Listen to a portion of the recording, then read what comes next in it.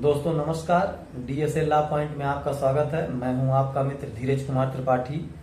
आज हम लोग भारतीय नागरिक सुरक्षा संहिता की धारा 52 के आगे से पढ़ेंगे। धारा 53 गिरफ्तार व्यक्ति की चिकित्सा व्यवसायी द्वारा परीक्षा के बारे में बात करती है। इसमें यह कहा गया है कि चाहे केंद्रीय सरकार या राज्य सरकार के सेवाधीन कोई भी चिकित्सा अधिकारी है, जब कोई व्यक्ति गिरफ्तार किया जाता है तो उसकी गिरफ्तारी के तुरंत पश्चात उसकी उस चिकित्सा व्यवसायी द्वारा परीक्षा की जाएगी। और यदि कोई महिला गिरफ्तार की जाती है तो ज़्यादातर मामलों में महिला चिकित्सा अधिकारी द्वारा उसकी परीक्षा की जाएगी। अगर जहां वह उपलब्ध नहीं है तो उसके पर्यवेक्षण में कोई महिला चिकित्सा व्यवसायी के द्वारा उसकी परीक्षा की जाएगी।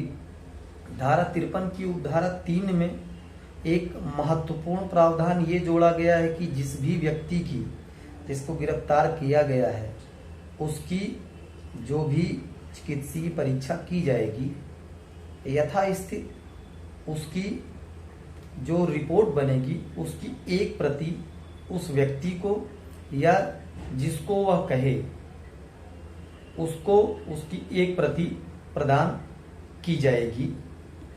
ऐसा प्रावधान किया गया है इसमें। धारा 54 गिरफ्तार व्यक्ति की शिनाख्त के बारे में बात करता है। इसमें यह कहा गया है कि जिस पर भी किसी अपराध करने का आरोप है और उसे गिरफ्तार किया जाता है तो गिरफ्तार किए गए व्यक्ति द्वारा किसी ऐसे व्यक्ति से उसकी शिनाख्त कराई जाएगी कि क्या वह सही व्यक्ति है जिसकी गिरफ्तार की गई है, जिसकी उसे तलाश थी, उसी को उसने गिरफ्तार किया गया है। और इसमें एक नया परंतु प्रावधान यह जोड़ा गया है कि यह जो है शिनाख्त की कार्यवाही श्रव्य दृश्य इलेक्ट्रॉनिक मीडियम से, मतलब इलेक्ट्रॉनिक साधन से, जैसे कि व्हाट्सएप हो गया या वीडियो कॉलिंग या किसी भी और अन्य तरीके से कि उसकी शिनाख्त कराई जा सकती है, उसकी सच्चाई को समझने के लिए कि क्या यह वही व्यक्ति है जिसको गिरफ्तार किया जाना था। धारा 55 कहती है कि जब पुलिस अधिकारी वारंट के बिना किसी व्यक्ति को गिरफ्तार करने के लिए अपने अधीनस्थ को प्रतिनियुक्त करता है तब प्रक्रिया। कुछ ऐसे मामले होते हैं जिनमें कोई अपराध तो वारंट के बिना गिरफ्तारी वाला होता है, लेकिन वह किसी अन्य की अधिकारिता में होता है, अपराधी रह रहा होता है, तो वहां उस थाने की जो भी उसकी अधिकारिता है वहां के उस अधिकारी से यह अपेक्षा की जाती है कि आप ऐसे व्यक्ति को गिरफ्तार करें और गिरफ्तार करने के बाद हमें सूचना दें, या तो हमारे तक पहुंच प्रदान करें, वो आ सके, या हमें सूचना दें, हम वहां से उसको ले जा सकें। तो इसी के बारे में यह बात करता है यह धारा कि जब वह व्यक्ति अगर ऐसा गिरफ्तार कर लिया जाएगा तो जिसने उसकी ऐसी अपेक्षा की है गिरफ्तारी की उसे सूचना देंगे या उस व्यक्ति को वहां तक जो है पहुंचवाने करेंगे। ऐसा वो आदेश दे सकता है या प्रार्थना कर सकता है। धारा 56 यह है कि गिरफ्तार किए गए व्यक्ति के स्वास्थ्य और सुरक्षा की बात है। तो इसमें यह प्रावधान यह है कि जिस भी अभियुक्त को गिरफ्तार किया गया है, जिस भी व्यक्ति को, और जो जिसकी अभिरक्षा में वह है, तो उसका कर्तव्य होगा कि वह उसके स्वास्थ्य और सुरक्षा की पूरी देखभाल करे। जैसे होता है कि किसी व्यक्ति के कस्टडी में अगर वो है तो उसकी मान लीजिए सुरक्षा में थोड़ी सी सेंध लग गई तो उसकी हत्या कर दी जाती है, तो उसका जिम्मेदार वह व्यक्ति माना जाता है। या कोई ऐसी बीमारी है जिसकी दवा उसे समय पर मिलनी चाहिए और उस अधिकारी की उपेक्षा की वजह से उसकी मृत्यु हो जाती है, तो ये धारा 56 बताती है कि इसमें जिस भी व्यक्ति को गिरफ्तार किया गया है, जिसने गिरफ्तार किया है, यह उसकी जिम्मेदारी है कि उस व्यक्ति की सुरक्षा एवं स्वास्थ्य दोनों की पूरी तरीके से देखभाल एवं ख्याल रखेगा। अब धारा 57 यह कहती है कि गिरफ्तार किए गए व्यक्ति को मजिस्ट्रेट या उसके थाने के भार शासक अधिकारी के पास ले जाया जाना।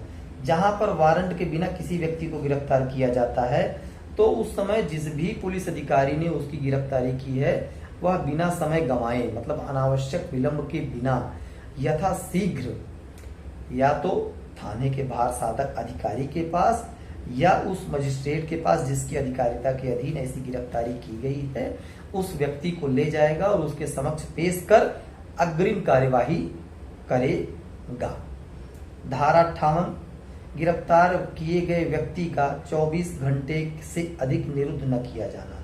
कोई पुलिस अधिकारी जिसको वारंट के बिना गिरफ्तार किया गया है, इसमें यह प्रावधान है कि उससे अधिक अवधि के लिए अभिरक्षा में उसको नहीं रखेगा, जितना कि उसे मजिस्ट्रेट के समक्ष ले जाने में समय लगता हो, उसको छोड़ करके जो 24 घंटे से ज्यादा उसको अपनी अभिरक्षा में नहीं रखेगा और उसे मजिस्ट्रेट के समक्ष पेश करना होगा, चाहे उस मजिस्ट्रेट के पास ऐसी अधिकारिता हो या ना हो, लेकिन गिरफ्तारी के 24 घंटे के भीतर यात्रा के समय को छोड़ करके जिस थाने से, जैसे कहीं 30 किलोमीटर की दूरी है तो 2 घंटे का समय निकाल करके 24 घंटे के भीतर ऐसे गिरफ्तार व्यक्ति को मजिस्ट्रेट के समक्ष पेश करना होगा।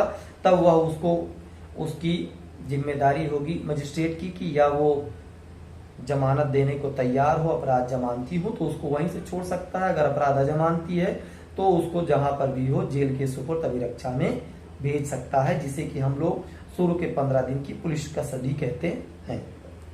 अब धारा 59 है कि पुलिस का गिरफ्तारियों को रिपोर्ट करना। तो कोई भी पुलिस अधिकारी जो भी गिरफ्तारी करेगा तो उसकी एक जिम्मेदारी होगी कि वो अपने मजिस्ट्रेट को, जो डीएम होता है जिला मजिस्ट्रेट, या एसडीएम उपखंड मजिस्ट्रेट, अपने अपनी थाने सीमाओं के भीतर जिस भी व्यक्ति को गिरफ्तार करेगा उस सब मामले की रिपोर्ट उनको करेंगे कि हमने किसी ऐसे व्यक्ति को गिरफ्तार किया है, चाहे उसकी जमानत ली गई हो या न ली गई हो, उसकी सूचना उनको देनी आवश्यक होगी।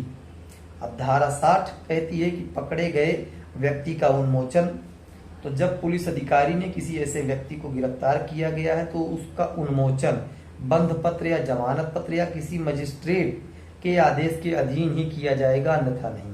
जैसे कुछ मामले ऐसे होते हैं जिनमें कि गिरफ्तार करके थाने पर से ही छोड़ दिया जाता है, तो उसमें उनका बंध पत्र या तो भराया जाएगा या तो जमानत पत्र भराया जाएगा या तो मजिस्ट्रेट का कोई विशेष आदेश होगा उसके अधीन ही छोड़ा जाएगा, अन्य परिस्थितियों में उसे नहीं छोड़ा जाएगा। इसके विषय में धारा 60 बात करती है। अब धारा 61, निकल भागने पर पीछा कर लेने की शक्ति। तो अगर कोई व्यक्ति जो गिरफ्तार किया गया है तो अगर वह विधिपूर्ण अभिरक्षा से निकल भागता है तो उस अधिकारी जो भी उसको गिरफ्तार किया है गया उसकी यह जिम्मेदारी होगी कि वह उसका तुरंत पीछा करे और भारत के किसी भी स्थान में उसे वापस पकड़ करके गिरफ्तार करने की उसकी शक्ति होगी। और सबसे अंतिम बात धारा 62 जो कि बहुत महत्वपूर्ण है कि गिरफ्तारी हमेशा सर्वदा इसी संहिता के अनुसार की जाएगी, संहिता के विपरीत नहीं की जाएगी। जैसे इसमें दिया गया है स्पष्ट शब्दों में कि कोई गिरफ्तारी इस संहिता या गिरफ्तारी के लिए उपबंध तत्समय प्रवृत्त किसी अन्य विधि के उपबंधों के अधीन ही किया जाएगा। मतलब जैसे कि किसी को आईपीसी में किसी ने कोई अपराध किया गया है तो सीआरपीसी के अधीन ही उसको गिरफ्तारी की जाएगी, या किसी कोई अन्य विधि हो गया जैसे पीएमएलए एक्ट हो गया, आजकल prevention of money laundering act जिसमें अरविंद केजरीवाल जी बंद किए गए हैं, मनीष सिसोदिया जी और अन्य लोग ऐसे हैं, या फिर पॉक्सो अधिनियम हो गया। तो जिनमें भी है तो उन उपबंधों में अगर कोई गिरफ्तारी की प्रक्रिया दी गई है वो या तो फिर इस सीआरपीसी के अनुसार ही गिरफ्तार किए जाएंगे, अन्यथा और किसी अनुसार से नहीं, इसी विधि के अनुसार गिरफ्तार किया जाना उनको तात्पर्य है। तो हम लोगों ने यह व्यक्तियों की गिरफ्तारी के संबंध में जो अध्याय 5 था इसको हम लोगों ने बहुत अच्छे तरीके से समझा है, लेकिन हमारा एक निवेदन रहेगा कि आप लोग एक बार इन सभी पूरी धाराओं को जो अध्याय 5 की हैं, धारा 35 से शुरू होकर के और धारा 60 तक हैं, इनको एक बार पूरी तरीके से अच्छे से पूरा रिवीजन कर लें बेयर एक्ट के माध्यम से, तभी ये हमें समझ में आने वाली हैं। वीडियो में आपको मुख्य मुख्य बातें बता दी जा रही हैं जितनी जानकारी होनी चाहिए, लेकिन और अच्छे से समझने के लिए हमें बेयर एक्ट को पढ़ना बहुत जरूरी है, क्योंकि 1 जुलाई 2024 से ये कानून लागू हो जाएगा। उसके पहले हमें इनका ज्ञान होना जरूरी है। और ये तो बहुत महत्वपूर्ण है, क्योंकि वारंट के बिना गिरफ्तारी पुलिस कभी भी गिरफ्तार कर लेती है, तो इसलिए इसकी जानकारी हमें होना चाहिए। अब इसके बाद है अध्याय 6, जो हाजिर होने के लिए विवश करने के लिए आदेशिकाएं, मतलब कि न्यायालय या किसी अधिकारी के सामने कैसे किसी को हाजिर होना है, किस माध्यम से उनको बुलाया जाएगा, उन सब के विषय में यह बात करता है। तो सबसे पहले समन की बात की जाती है, समन के द्वारा बुलाया जाता है। तो हम लोग इसको कल पढ़ेंगे। अब एक देखिए समन की ही बात है, तो इस पे केजरीवाल जी को 9 समन ईडी वालों ने भेजा, तब तक नहीं उनके सामने पेश हुए। बाद में हाई कोर्ट ने कहा कि अब तक ईडी क्या कर रही थी, अभी तक तो उनको गिरफ्तार कर लेना चाहिए, 9 समन भेजने का कहाँ कौन सा प्रावधान है। तो समन बहुत ही महत्वपूर्ण है।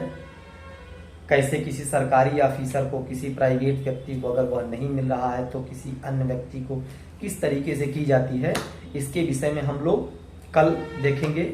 आज के इस वीडियो में बस इतना ही। जय हिंद, जय भारत। आप गर्मी अत्यधिक पड़ रही है, स्वस्थ रहें और मस्त रहें, और पढ़ाई एकदम हंसते खेलते बिना किसी टेंशन के करते रहें। जय हिंद, जय भारत।